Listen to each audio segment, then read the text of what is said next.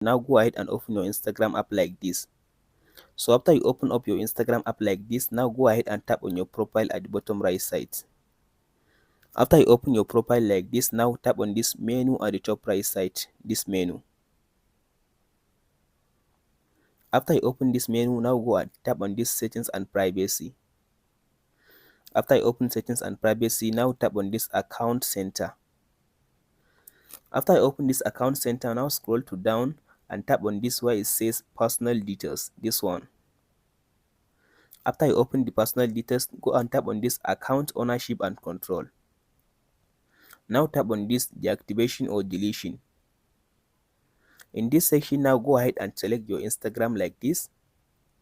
After you select your Instagram, as you can see now, make sure you check on this deactivate account section. Here it says deactivate account.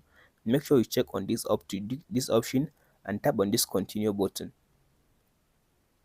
Now it will ask you to type in your Instagram password. After you type in your Instagram password, tap on this continue button. It will just allow you to deactivate your Instagram account. That's it guys on how to deactivate Instagram account in Android phone. Hope this video helps you out. Don't forget to like and subscribe. Thank you for watching guys.